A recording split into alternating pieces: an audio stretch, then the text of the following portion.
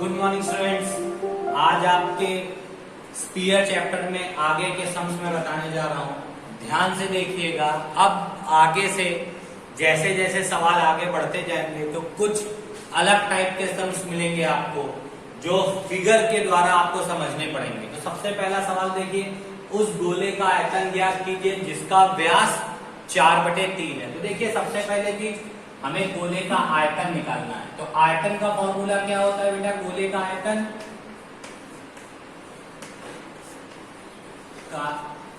बराबर क्या होता है?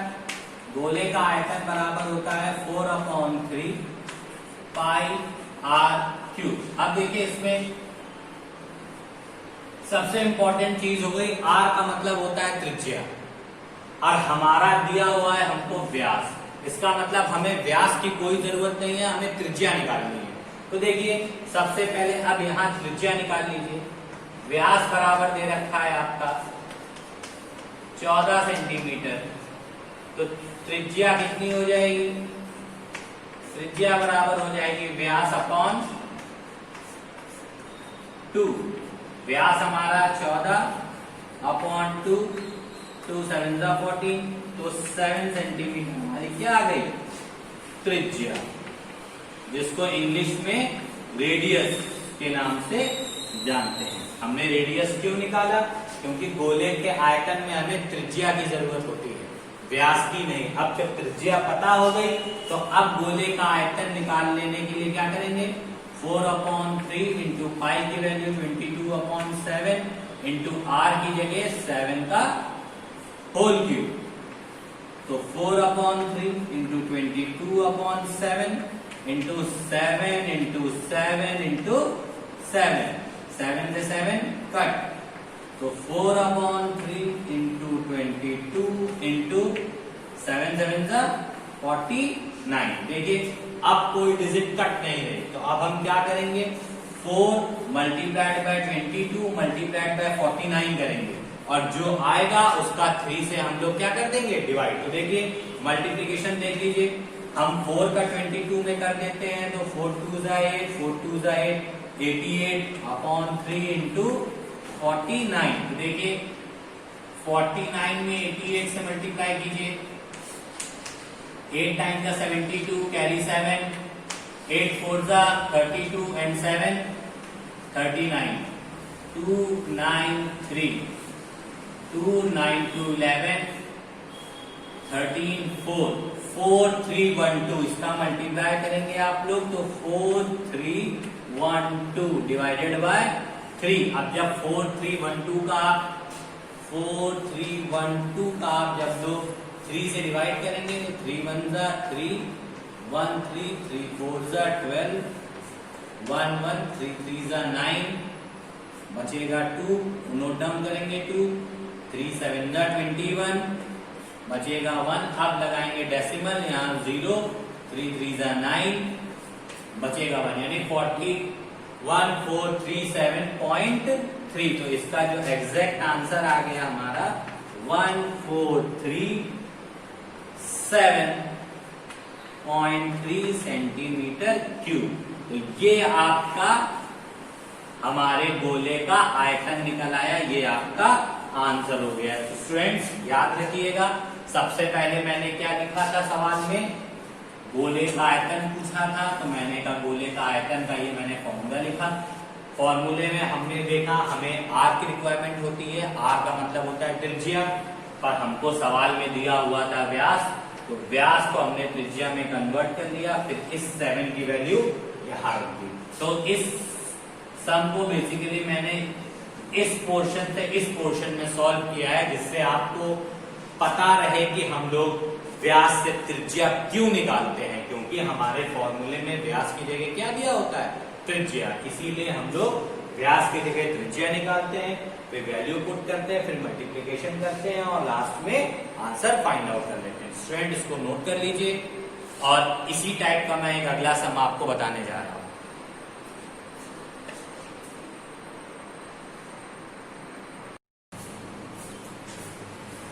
देखिए स्टूडेंट, दूसरा सम है, एक गोले का व्यास दूसरे गोले के व्यास का 4 गुना, दोनों के पृष्ठीय क्षेत्रफल में अनुपात रख दीजिए। देखिए व्यास की बात हो रही है और दो गोले की बात हो रही है, यानी एक गोला कम बड़ा है और दूसरा गोला बड़ा है क्योंकि उसका व्यास पहले वाले गोले के व्यास का 4 गुना है। तो देखिए कैसे, ये मैंने एक छोटा सा गोला बना दिया। व्यास क्या होती है? वृत्त के केंद्र से जाने वाली रेखा जो वृत्त के दोनों बिंदुओं को मिला के व्यास है।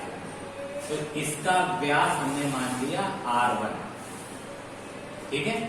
दूसरा गोला जो बन रहा है उसका 4 गुना है, तो इसलिए ये गोला हम थोड़ा सा बड़ा बनाएंगे क्योंकि ये इसका जो व्यास है वो पहले वाले गोले के व्यास का 4 गुना है।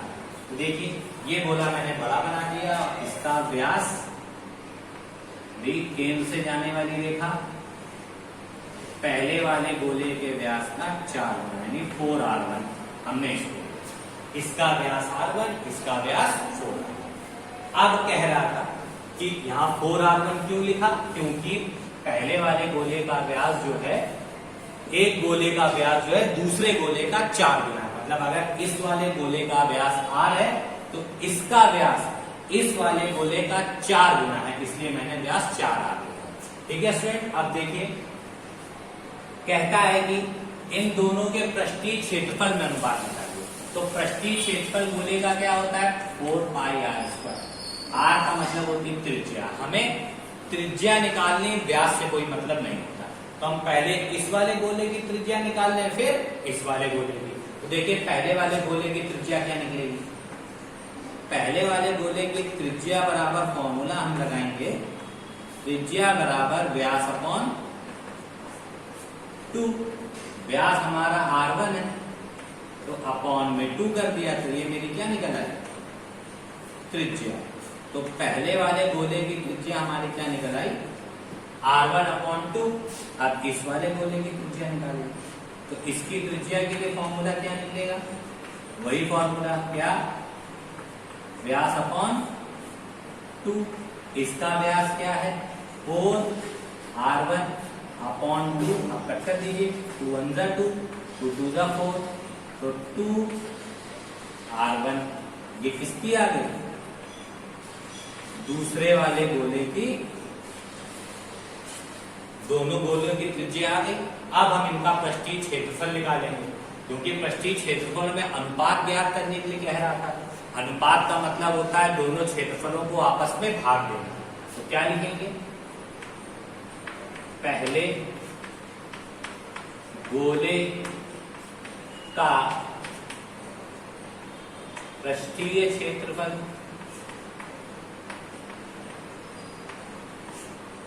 अपॉन दूसरे गोले का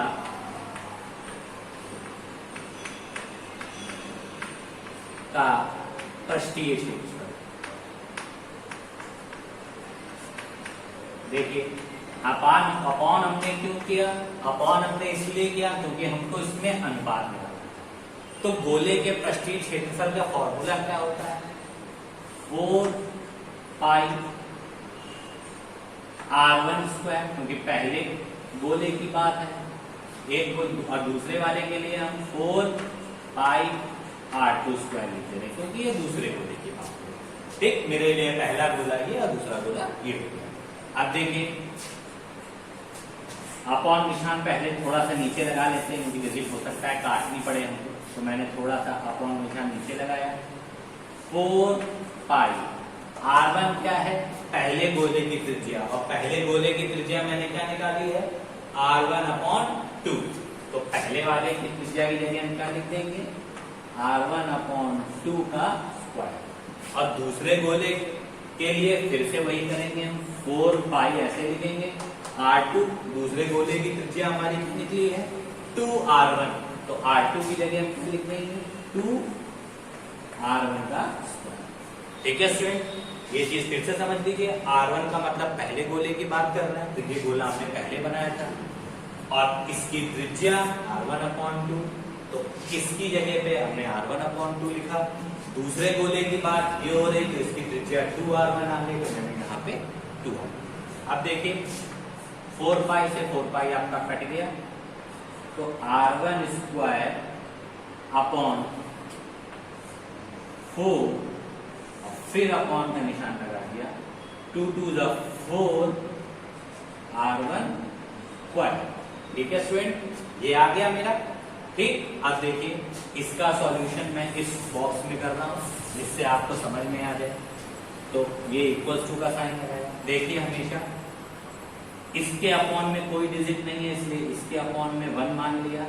बीच का 20 से मल्टीप्लाई होता है, नीचे वाले डिजिट का ऊपर वाले डिजिट से मल्टीप्लाई होता है। तो 1 इंटू R1 स्क्वायर अपॉन